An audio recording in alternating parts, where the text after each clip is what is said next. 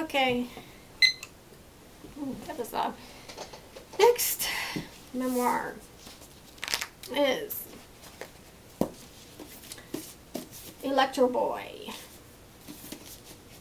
My mom ruined the binding. A Memoir of Mania by Andy Berhman. Got the only male author in my 5 memoirs. This one is, this was pretty 2002. Publisher Random House. The setup is this. He briefly goes over a little bit of his childhood, young adulthood. It mainly focuses on his, I think he's in his 20s, early adulthood. He's in, part of the time he's a PR, part of the time he's art dealer, and basically sales. Selling a person, selling art, high powered, but his writing style of his experience with bipolar disorder is to give you an insider's view. If you've never had mania and you pick up this book and within the first paragraph you're getting a feeling of mania, the pace he uses and just the punctuation makes you feel propelled forward, and you're just like, whoo, going right along with them.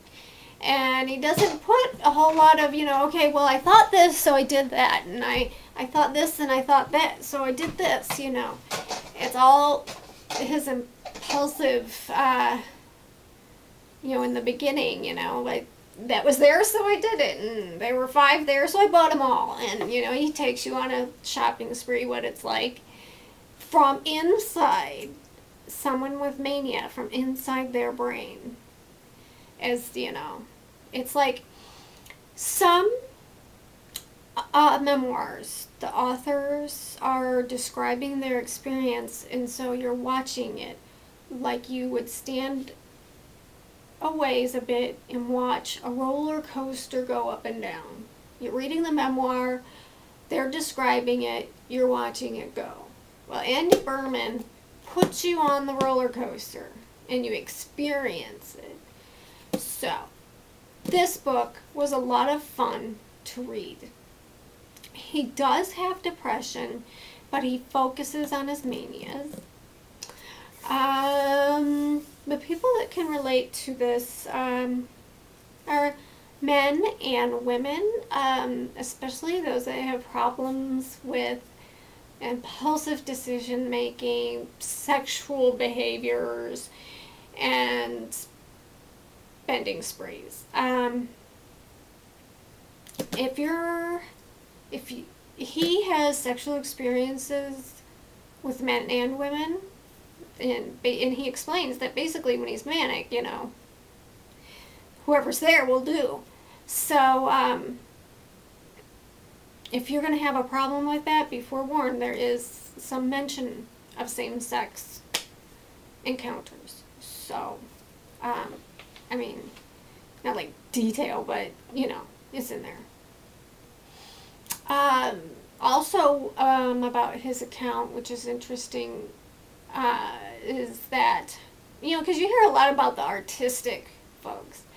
Well, he's basically selling things, and he does talk about how he would do so well with productivity, and when his mood was up, and it would go up so high that he would sort of put too much on his plate, and then his mood would crash, and he wouldn't be able to fulfill.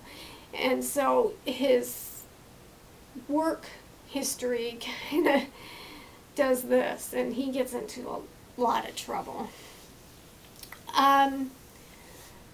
Let's see. So people who are in positions of like sales or high-powered lot of pressure, executives, you know, A-types might identify a little more with this.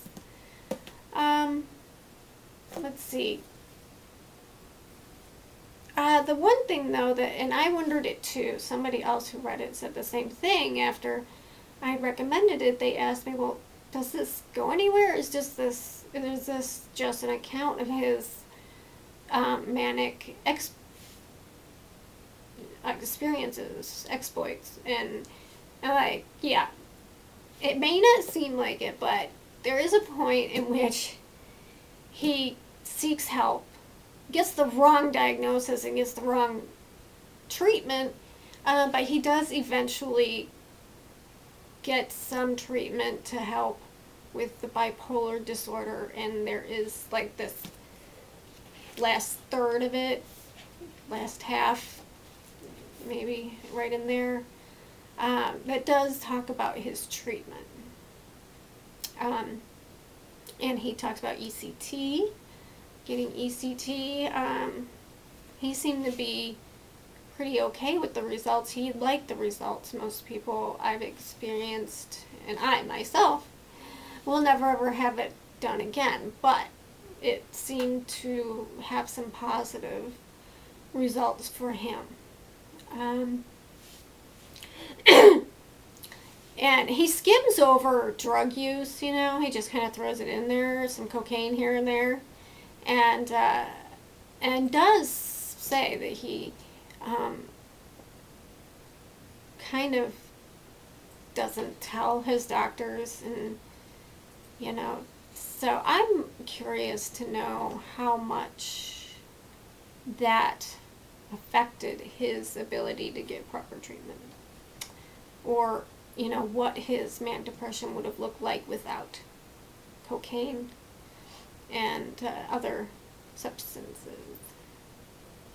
But his exploits are rather fun in how the way he tells them. You know, you just feel like you're on the ride, going for it. Okay, let's go, you know, rather than just observing. So that is why I really enjoyed this book. Also because it was written by a man, and it was just another point of view. I just love getting another point of view that I'm incapable of getting, just simply because I'm me, you know.